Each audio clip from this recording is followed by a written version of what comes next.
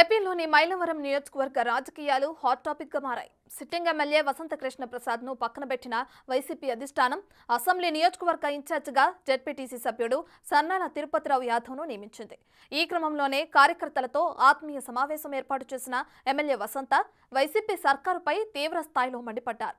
దీంతో ఆయన వైసీపీని వీడటం ఖాయమనే సంకేతాలు వస్తున్నాయి. అయితే వైసీపీని టార్గెట్ చేసి విమర్శలు చేయడం పట్ల వసంత కృష్ణ ప్రసాద్ కు మంత్రి జోగి రమేష్ కౌంటర్ ఇచ్చారు. వసంత కృష్ణ ప్రసాద్ ఒక పిరికి పంద అంటూ పరోక్షంగా ధ్వజమెత్తారు. అన్నట్టుగా గడిచిన 3 సంవత్సరాలుగా ఈ అలగటాలు పిలవటాలు జరగటాలే లేదు. అదంతా కేవలం గడిచిన సంవత్సరం బట్టి లేదా 14 మాసాల నుంచి జరుగుతూ ఉంది. దాని మీద ఒకసారి ముఖ్యమంత్రి గారు పిలిచారు. అతన్ని నన్ను పిలిచి కూర్చోబెట్టి తలా ఒక కప్పు కాఫీ తాగి ఎదురుగా పరిష్కారం చేస్తా ఉన్నారు అన్నారే తప్పితే అదేం చేయలేదు. అది జరగలే. మా ఇద్దరం కలిపి ఒకే వేదిక ఎదురు కూర్చోబెట్టి నీ పని నువ్వు చేసుకో, అతని పని అతను చేసుకుంటారని చెప్పడం. గొడవలు ఏముంటాయి? మాకు ఆస్తి తగాదాలు ఉంటాయా?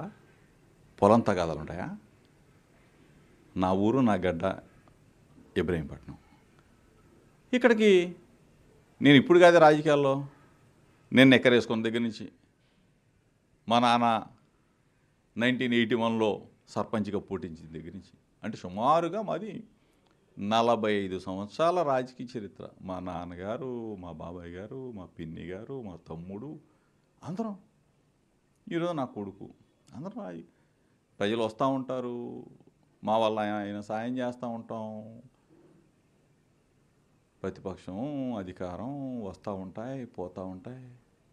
విలువలతో విశ్వసనీయతో రాజకీయాలు చేస్తాం కాబట్టి మాకు ప్రజాదరణ. నిన్న సోషల్ మీడియా చూస్తే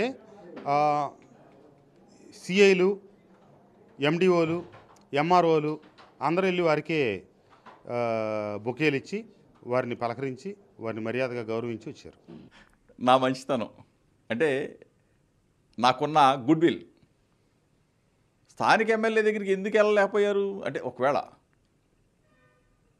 నా దగ్గరికి వచ్చారంటే నా గుడ్ విల్ అవ్వచ్చు, నా మంచితనం అవ్వచ్చు. వాళ్ళకి నా వల్ల ఏముంటుంది, నేనేం ట్రాన్స్ఫర్ నేనేం చేయను. ఇక్కడ లోకల్ ఎమ్మెల్యే ఎవరైతే వాళ్ళు చెప్తారు. నా దగ్గరికి ఎందుకు వస్తారు? ప్రజలు ఎందుకు వస్తారు? మంచివాడు జోగి రమేష్ కాబట్టి వస్తారు. ఏముంది, నాకు చేతనైతే సాయం చేస్తా, లేదంటే సాయం కావాలంటే లే. ఇటీవల చివరిసారిగా ముఖ్యమంత్రి గారిని కలిసినప్పుడు గతంలోనూ 2 సందర్భాల్లో చెప్పారు, నువ్వు చంద్రబాబు నాయుడు గారిని తిట్టావు, లోకేష్ని తిట్టావు, మరి నేను నిన్ను ఎట్లా ఓన్ చేసుకోవాలని చెప్పి అడిగారు. చంద్రబాబు నాయుడు గారిని తిడితే, లోకేష్ని తిడితే, లేకపోతే ఒకళ్ళ ఇళ్ల మీద తగులుకి కర్రలు తీసుకుని వెళ్తే, కార్యాలయాలు కూలగొడితే పదవులు ఇస్తామంటే, ఎంపీ సీట్లు ఇస్తాం, ఎమ్మెల్యే సీట్లు ఇస్తామంటే చెప్పారు. రాబోయే రోజుల్లో తిట్టని వాళ్ళకి నేను ఎమ్మెల్యే సీట్లు ఇవ్వను, పార్లమెంట్ సభ్యులుగా సీట్లు ఇవ్వనని చెప్పారు. మరి అక్కడ నేను మంచి చేసేవాడిని తప్పితే చెడు చేసేవాడిని కాదు, అనవసరంగా ఒకళ్ళ మీద నోరు బారేసుకునేవాడిని కాదు. బూతులు తిట్టడం నా వల్ల కాని పని. హుందాగా విలువలతో కూడిన రాజకీయం అయితే నేను చేయగలుగుతాను తప్పితే విలువలు తప్పి రాజకీయం కోసం ఎదటి వాళ్ళ మీద అబాండాలు వేసి నేను మాట్లాడలేను అని చెప్పి ఈ నిర్ణయానికి నేను రావటం జరిగింది. జగన్మోహన్ రెడ్డి గారు మా లీడర్. జగన్మోహన్ రెడ్డి గారిని విమర్శిస్తూ ఉంటే, జగన్మోహన్ రెడ్డి గారి మీద బురద జల్లుతూ ఉంటే, జగన్మోహన్ రెడ్డి గారి వల్ల